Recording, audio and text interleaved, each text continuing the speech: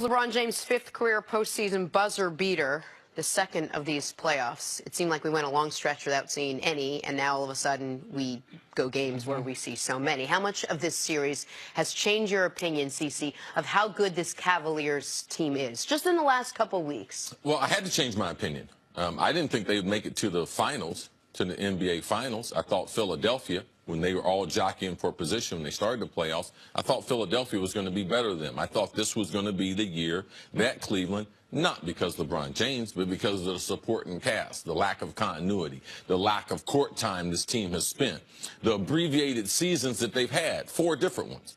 You know, they had 3 different ones during the season, but they had no training camp. But that 7-game series against the Pacers has galvanized this roster where they are playing, I would say, the best pressure-packed basketball, because they played a great month to 45 days of basketball where they had a tremendous record. I think they won 19 of 21. Yep. You know, and so you can say, yes, they did play, but in doing that, could they beat the quality teams out there? And I think that in looking at Toronto, and Nick, you pointed out this weekend when you and I were talking, was they're the second best team. They got the second best record in the NBA this year. Even a better record than Golden State. Now, that's very impressive. We know Houston has the best record, but to say a team, because any team that had a better record than Golden State, you would give them a certain amount of respect for what they're doing. But Kevin Love finding his game, the lineup changes that they've gone to, they have made me change my opinion that, yes, the Cavs can get to the finals. Yes, and seeing what's going on in the other bracket where Boston is ahead of Philadelphia 3-0. Yes, I've changed my opinion. It's based on what I've seen, and the Cavs have earned. They've made me. They've made me change my opinion. I mean, this probably isn't a shock to people who watch the show. My opinion hasn't changed because I had either what's called faith or what some folks have called blind faith that this is what the team would look like around this time of year. I did not expect them to struggle as much with Indy as they did, but even after struggling with Indy, I did not think Toronto could match up with them at all. At the beginning of the year, the midway point of the year, and heading into the postseason, if you ask me, what do I think about the Cavs? I would have said they will make the NBA Finals and be a heavy underdog against either Houston or Golden State. Right now, sitting here today, they will make the NBA Finals and be either a heavy underdog against either Golden State or Houston. But what I didn't see coming was all of a sudden this team gelling the way it has. And it's really, when I say all of a sudden, it is just 3 games. Because they didn't gel at any point in the Pacers series. We were excited about a 3-minute stretch of basketball at the start of the 4th quarter of Game 7. Right, but you were excited because you said that the Pacers, the way they play, that they beat the Cavs 3 out of 4 during the regular season, they match up well with them. It's one of those kind of things. It's maybe not necessarily on paper, but they give the Cavs problems. And you said the way the bracket is coming out, Toronto was going to be a godsend for the Cavs in the semifinals. Even though they won 59 games, and I'm not one of the people calling them the baby dinosaurs. I'm not saying Toronto's a bad team, a fraud of a team. I don't believe any of those things. And while they had the second best record, I wouldn't call them the second best team, and neither would you. But I would have called them the 3rd best team this year. They were the 3rd best team all year long. Houston, Golden State, and then Toronto. But what this series also is going to do is give the Cavs, and most importantly LeBron, rest. They are going to have a week off, nearly a week off, going into the next round. Now, the Celtics might as well, but it's more important for Cleveland. Sure. LeBron playing now, he's played 92 games, or 91 games, pardon me, 42 minutes a game in the postseason.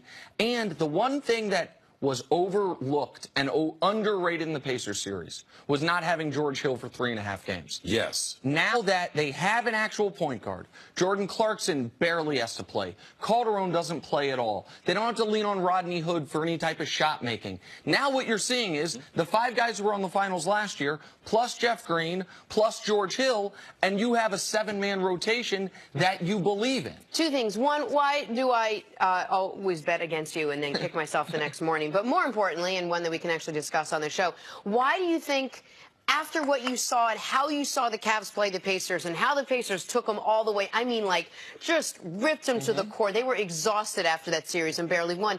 Did you think they were going to be a great matchup for Toronto? Did you think they'd have no problem with Toronto? You said they wouldn't lose another game, basically. Until the Eastern Conference Finals. Some of it's matchups. Some of it, the Pacers have more bodies to throw at you. Another is that the Pacers had every reason to change what they did in the regular season. We're going to pick LeBron up 90 feet. We're going to do drastic measures. But the Raptors wouldn't? No, because when you're the favorite, when you have home court, when you won 59 games, I think their mindset was, we're going to do what we do. We're going to play Raptors basketball, and LeBron wouldn't allow it to work. To me, the only difference between what's going on now, Kevin Love and the role players playing better, but the Pacers had a finisher. In Victor Oladipo, he was a finisher, and the Raptors don't have a finisher. If the Raptors had a finisher, it could be 2-1. It could be 1-2. Like, let's not forget what happened in game number 1. Let's not forget LeBron just had another buzzer beater.